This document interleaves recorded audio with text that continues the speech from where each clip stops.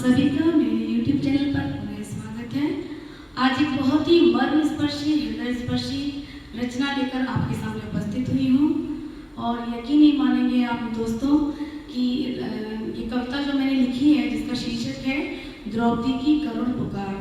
आंसुओं से भिगो भिगो कर ये कविता लिखी है और लिखी क्या है, सिर्फ प्रभु की कृपा से ही लिख पाई हूँ मैं। आप सभी द्रौपदी की कथा से पूर्णतः परिचित हैं, बताने की आवश्यकता नहीं है। ये उस भाव पर लिखी है जब द्रौपदी का चीरहरण हो रहा है कौरव सभा में और वो सारे जतन करके हार जाती है, लेकिन अंत में वो दोनों हाथ उठा के केशव से कहती है, हे ठाकुर अब मेरी लाज आपके हाथ में है। इसी भाव से डूब के मैंने कविता लिखी है। उम्मीद करती हूँ इस कविता को आप सुनेंगे, प्यार देंगे और आशीर्वाद देंगे। यकीन माने मित्रों, जब तक आप इस कविता को पूरी नहीं सुनेंगे धैर्यपूर्वक, तब तक आप इस कविता के मर्म को समझ ही नहीं सकते हैं। आइए बहुत ही प्रेम से, भाव से द्रौपदी की इस करुण पुकार को सुनते हैं। चीर आंचल का मेरे बढ़ाना, हे केशव तुम दौड़े आना।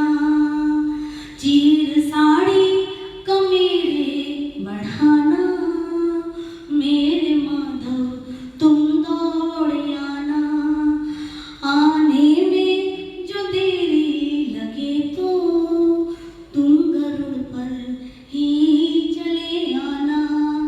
आने में जो देरी लगे तो तुम गरुड़ पर ही चले आना। रो रो के कृष्णा पुकार रही है, रो रो के कृष्णा पुकार रही है। मेरे मोहन लाज बचाना, मेरे कान्हा लाज बचाना। धूर्त शकुनी ने कुचक्र चलाया, चौसर का है खेल बिछाया। नीच दुर्योधन को लाज न आई, भाभी पर कुदृष्टि गड़ाई, भाभी पर कुदृष्टि गड़ाई।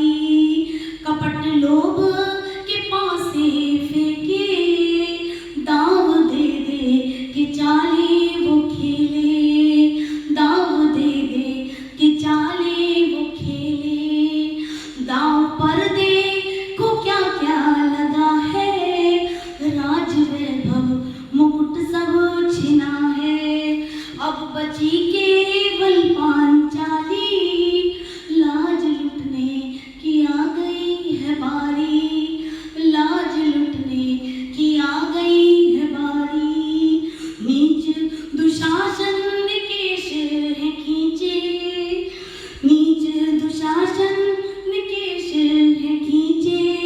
साड़ी खींची भूमि पे लौटाया, पछाड़ खा खा के लौट रही हूँ।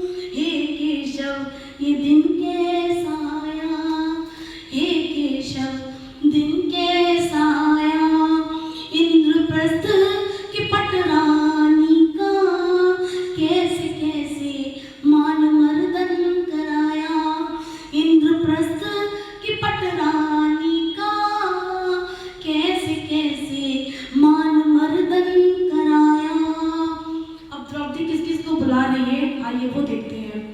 था पितामह को मैंने पुकारा, हाँ गुरुजन को भी पुकारा। था काका को मैंने पुकारा, 5 पतियों की पौरुष को ललकारा।